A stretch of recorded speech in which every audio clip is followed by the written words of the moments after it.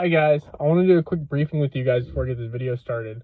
So I'm doing a video about buying a used diesel truck. I've owned about 10 to 15 different diesel trucks, from the Duramaxes, the Powerstrokes, the 7.3s, the 6.0s, and a couple of Cummins 12 valves and 24 valves. And aside from engine issues, I've realized that these 3/4 ton trucks, these 1-ton trucks too, they've run into about the same problems and issues. And I was going to go over them with you today so you don't get screwed buying one of these trucks. And another thing I want to talk about before I get this started is these trucks are pretty old and they're work trucks. They're diesel trucks, so people use them to work. They're not show trucks. So be prepared when you go to look at one that they're going to need some work.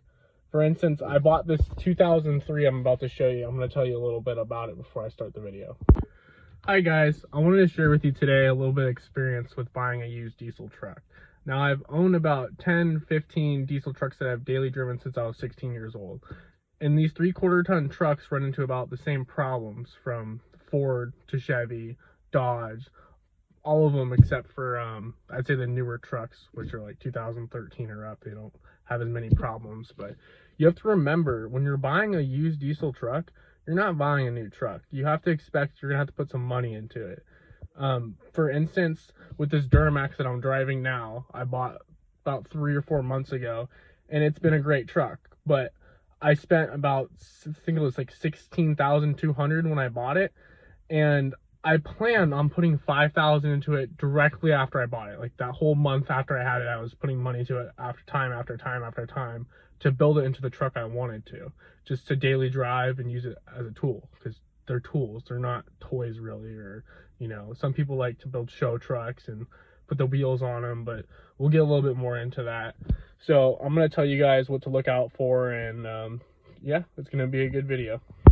All right, guys, so I'm going to start off showing you my truck like I'm a buyer in the market to purchase. So as you guys can see, I have 166,000 miles on this 6.6 Duramax LV7. Like I said, it's a 2003 4x4. It has a couple things done to it now after I purchased it. But yeah, let's go from there. So if the truck is cold, I'd recommend popping the hood before you get her all warm. Unfortunately, I just drove my truck, so I'm not going to open the coolant expansion tank. But I'd say if it's cold, this is definitely something I would do. So you can see in there, it's kind of hard to see. There's a black line where the coolant usually rides, and that's not a problem. That's just showing where it usually is. So make sure the coolant is there and it's filled to the proper level, and it never hurts to have the right color coolant in there, because obviously this being a Duramax, it takes Dex Cool, which is red. I'd pop this open, but my truck's pretty hot right now. Some things I'd really look for on these diesel trucks, and you can kind of get around and touch it when it's a little bit colder, but just look around and see how new some of the stuff is, how much maintenance they've done on it. Like you can see, like this truck has minor upgrades, which I wouldn't mind, like all this hosing. Well, that's mainly just maintenance. All the hosing has been changed, and you can tell some of this stuff has been done, which is all pretty good stuff. This cold air intake, it definitely helps the engine breathe, and it's not bad for it. As you can tell, they kind of kept the stock stuff on there, which is always good. This being a California truck, this could be a problem if it's not carb legal, but however, this truck is federal emissions, so this isn't going to matter. Federal emissions, you can have whatever intake. Oh, that's not good. I didn't notice that. Looks like it's missing a bolt. Looks like it broke off on the mass airflow, but federal emissions, I'd highly recommend it. I spent a long time looking for this truck. So a federal emissions truck, you can have whatever intake on it, doesn't matter, and you don't have to have a cat. But if you go under here, yes, I passed smog without a cat. No cat, completely straight piped. Very nice, very nice. So I don't have to worry about smog being in California. So that is a plus. That is a reason why I found this truck for sale and I wanted to purchase it. So everything looks pretty good there. Let's move on. Something I really like to look at on all cars and vehicles, or whatever that I'm buying, look at everything around the vehicle. If everything looks like it's pretty well maintained, then chances are the person liked owning this vehicle. And when you have a person that likes owning that vehicle, they treat it pretty well. So you go under here and you see, okay, Bilstein shocks. This looks like, this is a Duramax tie rod, upgraded tie rod.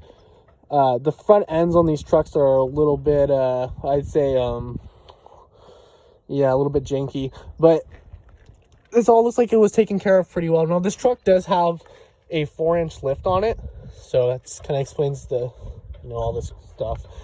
And it looks like the owner did a pretty good job maintaining it, actually. There's no major oil leaks or anything like that. So, yeah, it was looking pretty good. And a big telltale sign is, like, instead of the Bilstein shocks, they could have went with something a little bit cheaper to save some money. Or instead of getting these $200 tie rods a piece, they could have went with, like, something from Moog or something that's only like $60 a piece. So the person definitely liked this truck and had some money to spend on it maintenance wise. So if you look at the filter, that's the fuel filter on the fuel head. So that looks pretty new, which I did change that. So that's up to date. Yeah, if you I'd highly recommend talking to the owner and asking if you could put a jack underneath the truck. And what I like to do is I like to jack up the truck, and I like to come on the sides, and I like to shake the wheels, see if you can feel any play. And then with this truck, there's no play. It has a very sturdy front end. It's has no problems, no issues. Has brand new Toyo tires, which is kind of what I was looking for. So we're gonna move on to the next subject. Stay away from any trucks that were driven by teenagers or whatever, because you know that truck was driven hard, very, very hard. So when I buy a truck, I like to say stock stuff on it. So I see a nice set of Toyo tires, which are really expensive, top of the line stuff, on a good set of stockish, well, they're aftermarket, but they're not, you know, poking out like to here 20 by 12s, where, you know, they just drove it like they didn't care. They didn't care what they did with the truck. They just wanted it to look nice and please their friends and whatnot. So the tires look pretty good all the way around. They're about 75% tread Toyos. This also shows the person, the owner, had some money and they spent it very wisely in the truck. So what you're going to want to do is, once you went through all the basic stuff,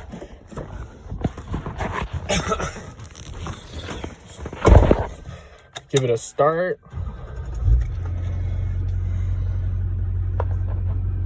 Starts right up. It's good.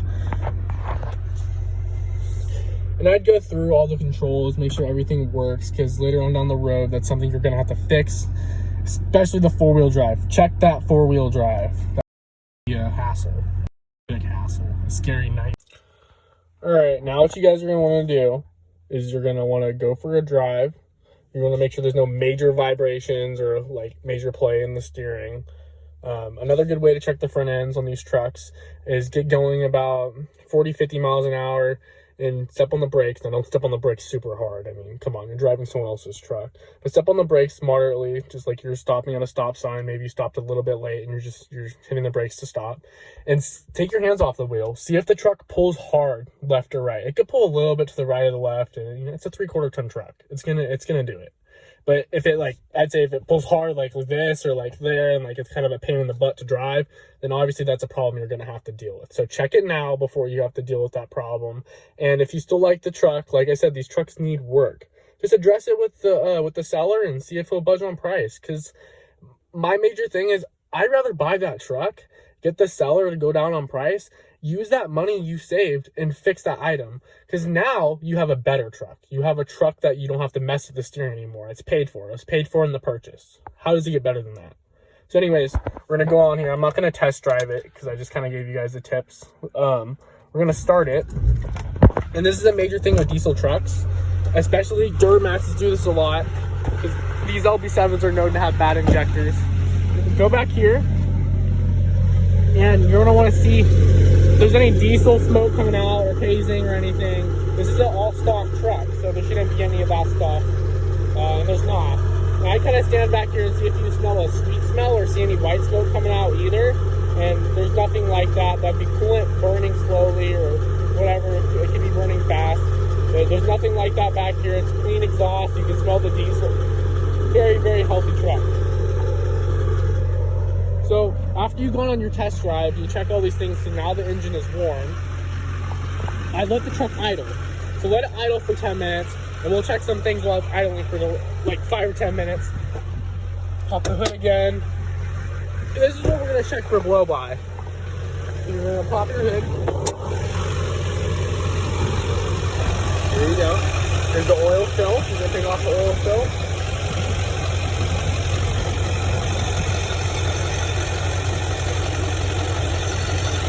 Yep. No blow-by.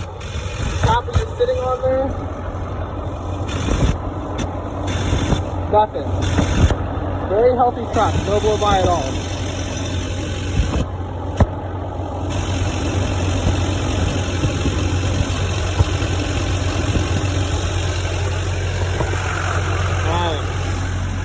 Yeah, so just let it idle. And the reason why we're letting it idle is because we want to make sure this truck has no leaks whatsoever. And if it does, like I said, we'll talk to the seller and we'll address it and see if we can take care of it on the price. Because this is a 19-year-old truck, 20-year-old truck. It's gonna have some issues. I mean, this one doesn't because I've addressed all of them. But after it's idled for about 10 minutes, you checked blow-by, you went through the coin, checked the exhaust, all the main things. Let's shut this here. This truck is probably no problemo here. Go under here and don't be afraid to get dirty, because if you're afraid to get dirty now, shame on you, because later you're really gonna get dirty if you miss out on a big oil leak you have. And it is really clean underneath this truck.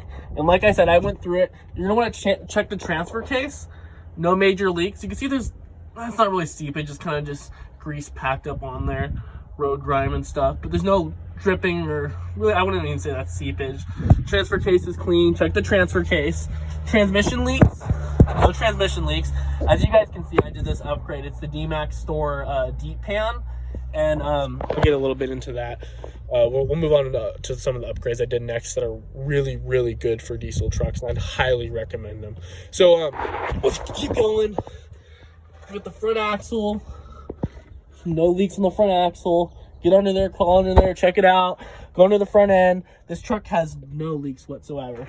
And like I said, you're gonna want to let the truck idle for 10 minutes, because if you have a leak, it's gonna leak.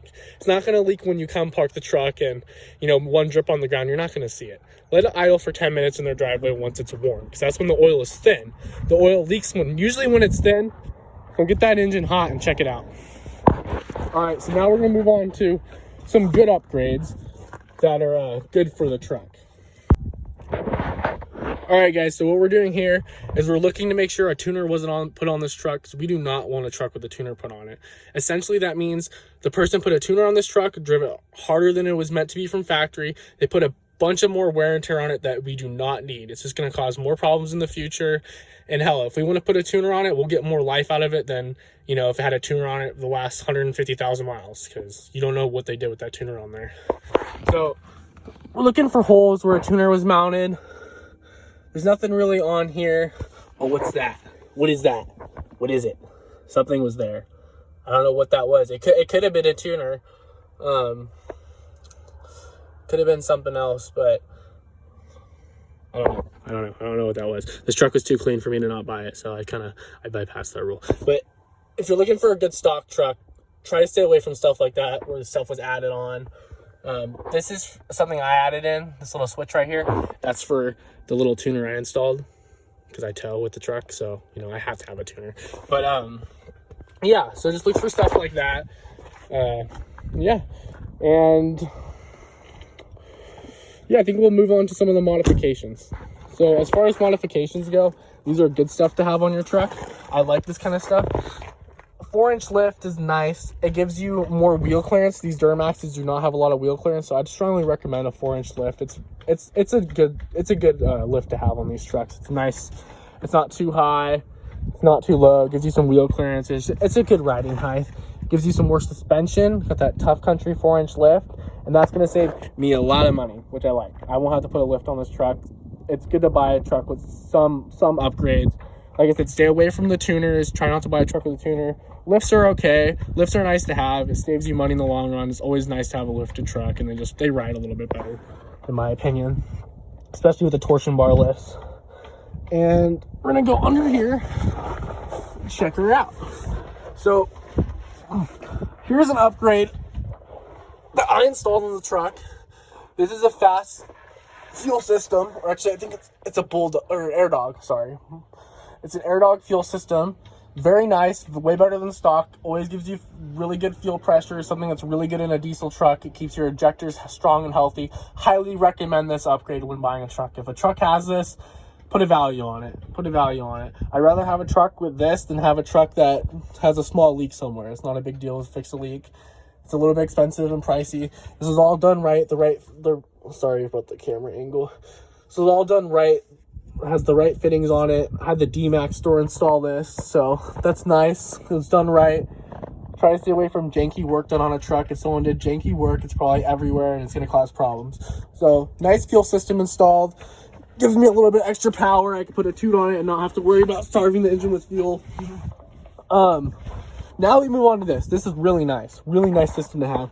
Sorry for the camera angle again, but it's kind of hard to crawl in here. This is an AMS oil fuel filter. This is very, very nice. I have two really big fuel filters, and by the way, or oil filters, and by the way, I only use AMS oil. It is just the best oil, and I'm going to tell you why. My girlfriend had a Crosstrek. It was burning through oil. Every 2,000 miles, we had to add a quart. Switched over to AMS oil, drove 10,000 miles, didn't have to add 1 quart. I am a huge fan of AMS oil. I like their products, and I'm going to show you the oil on this truck.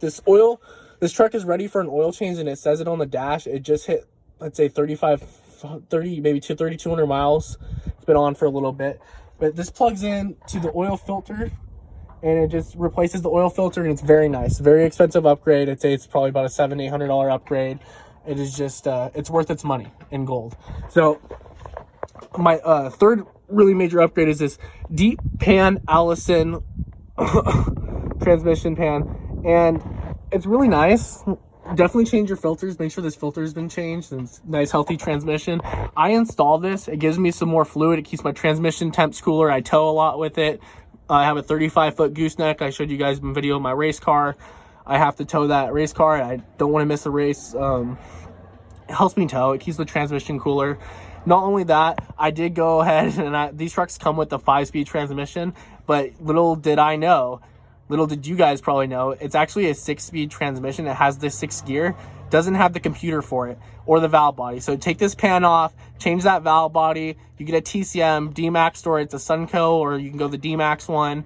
It cost me like, I think it was like $2,000 all said and done. Comes with a set. Did it in like 2 hours. Nice and clean job. Took my time. Beautiful. And not only that, the truck shifts so beautifully now. Well worth the money. I definitely would recommend it.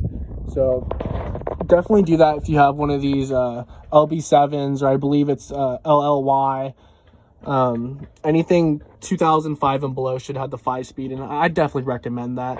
And not only that, it's gonna keep your RPM down low on the freeway. It's gonna cruise around 2,000 RPM doing like 85 miles an hour. Way worth it. I was cruising doing 70, and I was up like around 2,200 RPM before. It pays for itself in gas, and not only that, it takes so much wear and tear off that engine. So much wear and tear. Way worth it. Definitely something you guys should invest in. If you have a pre-2006 Duramax, I'd highly recommend it. So yeah, this is 2003 Duramax. If you guys have any questions, I'd love to answer them. So, oh, one last thing. If you guys are going to go with a tune in California, this is the method I went with. So I installed a factory computer with a tune on it. So I had a factory computer ECU tuned, and this gets you able to pass smog. I have a federal emissions truck. I have everything smog legal. I wanted a tune, didn't want to have to screw with it all the time. Here's the TCM, by the way, for the transmission upgrade. It sits right behind this shield, and the computer sits right here for the engine, the ECU. And what I do is that computer in there right now, it's a stock ECM. I had it flashed with the tune on it, so it has an upgraded tune on it. It's good for about, I think it's like 150 torque and like 200 horsepower or something. It's very safe tune, very safe. And of course my doors are locked, but I have my my stock ECU just in case I ever run into any problems. Then I can grab my stock ECU under my back seat, and if like say like a wire came loose or something, or a ground, I could take that computer out and I can put my stock one in and drive away. So that's always a good option for California tuned trucks. I definitely recommend it because I could take this truck to Smog right now and it'd pass no problem. And it's a good way to do it. So yeah, that was my 2003 Duramax. I hope you guys liked my video.